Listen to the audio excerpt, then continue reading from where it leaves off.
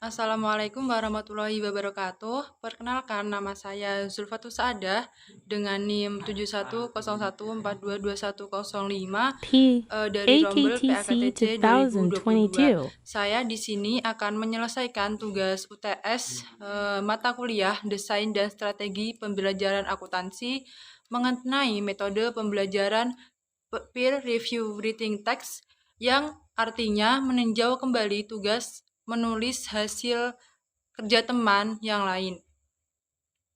Assalamualaikum warahmatullahi wabarakatuh. Baik anak-anak, Ibu di sini akan menjelaskan tentang metode pembelajaran per review reading text. Sebelum kita membahas tentang metode pembelajaran ini, apa sih yang dimaksud dengan peer review reading text? Oke, untuk pengertian sendiri, peer review reading text itu adalah meninjau kembali tulisan digunakan untuk mengevaluasi tulisan teman-teman setelah kita dalam proses peer review sendiri, para pembelajar saling berinteraksi dan memberikan feedback, penilaian, serta pola pikir terhadap tulisan teman-teman sebaya.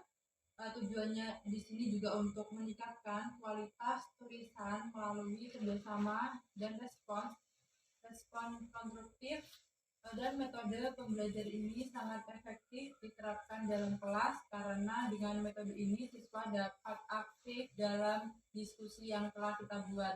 Nah teman-teman, dalam metode ini juga terdapat kelebihan dan kekurangan.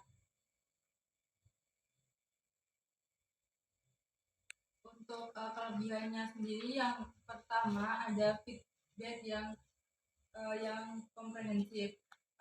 Dalam melibatkan rekan sebaya dalam proses review ini, siswa dapat menerima feedback yang lebih komprehensif dan beragam tentunya, karena masing-masing reviewer ini dapat memberikan sudut pandang yang berbeda.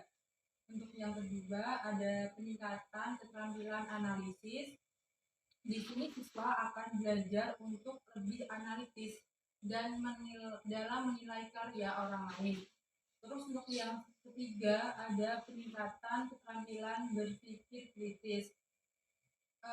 Dalam dengan ini siswa dapat mengevaluasi karya orang lain.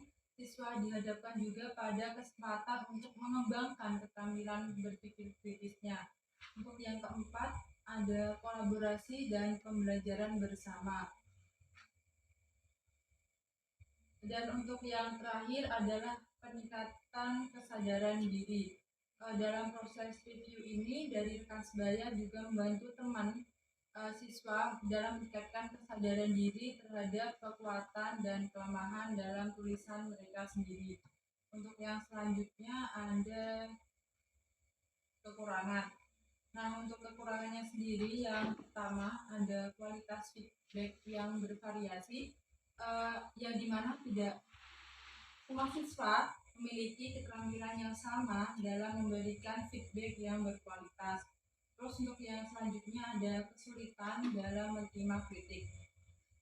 Di dalam hal ini juga beberapa siswa mungkin kesulitan menerima kritik dari rekan sebaya, terutama jika kritik tersebut dianggap sebagai kritik yang tidak adil atau merendahkan mereka. Untuk yang selanjutnya ada waktu dan pengelolaan kelas. Ini dalam proses peer review seringkali membutuhkan waktu yang cukup banyak, terutama jika dilakukan secara menyeluruh dan mendalam. Untuk yang selanjutnya ada perbedaan tingkat kemampuan. Dalam kelompok review ini terdapat perbedaan tingkat kemampuan antara siswa. Dan yang terakhir ada konsistensi dan standar penilaian. Terkadang standar penilaian antara satu reviewer dengan yang lain dapat bervariasi, menghasilkan feedback yang tidak konsisten dan sulit untuk dievaluasi secara objektif. Nah, untuk selanjutnya yaitu ada sintak atau langkah-langkah dalam metode pembelajaran ini. Yang pertama, siswa disuruh untuk membuat tulisan mengenai tulisan tanggapan atau kritikan yang nanti akan ibu berikan tentang tema diskusinya. Terus untuk selanjutnya siswa memberikan atau mempresentasikan tulisan hasil kerjanya. Jadi nanti Mbak Rofi dan Mbak Tia akan menjelaskan tentang hasil tulisan kalian gitu. Terus yang selanjutnya ada siswa lain dapat menilai apakah masih ada yang kurang ataupun dapat menambahkan. Jadi nanti Mbak Tia maupun Mbak Rofi bisa menambahkan atau menilai dari Mbak Rofi maupun Mbak Tia itu ada yang kurang atau yang bisa masih ditambahkan atau tidak. Jadi di sini Ibu akan memberikan tema diskusi mengenai kenaikan harga daging menjelang Idul Fitri begitu. Mungkin untuk kalian untuk mempresentasikan hasil kerjanya, Ibu akan kasih waktu 10 menit untuk menuliskan begitu. Anak-anak, karena waktu sudah hampir 10 menit lebih, di sini waktunya kalian untuk mempresentasikan hasil tulisan kerja kalian. Di sini siapa yang mau mempresentasikan terlebih dahulu? Bu. Oke, saudari Rafi dipersilahkan.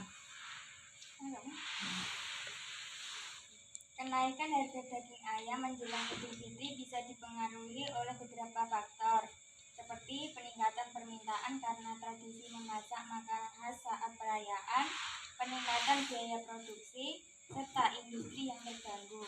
Hal ini umum terjadi karena permintaan meningkat, sementara pasokan mungkin tidak seimbang. Upaya untuk menjaga stabilitas harga dan pasokan menjadi penting di saat-saat seperti ini. Sudah, Bu.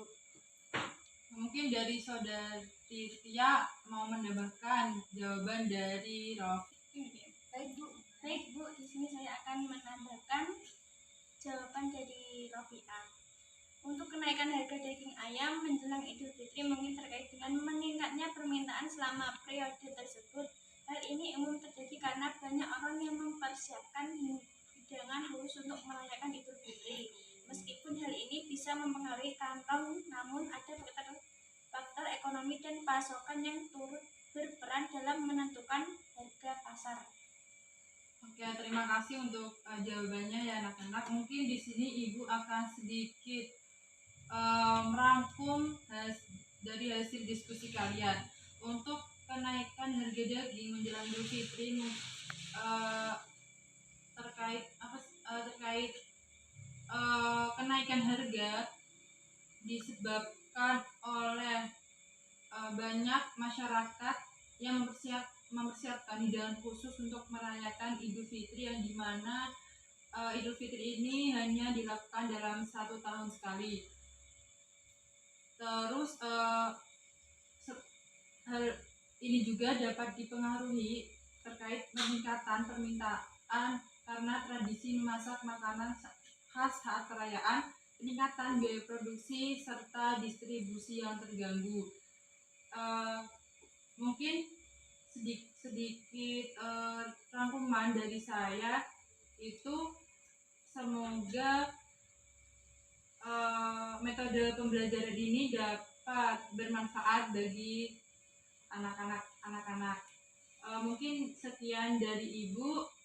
Wassalamualaikum warahmatullahi wabarakatuh. Waalaikumsalam warahmatullahi wabarakatuh. Baik, mungkin itu saja yang bisa saya sampaikan terkait metode pembelajaran peer review writing text. Apabila terjadi kesalahan atau tutur kata yang berkenan di hati hadirin semua, saya mohon maaf. Wabillahi taufiq wal hidayah. Wassalamualaikum warahmatullahi wabarakatuh.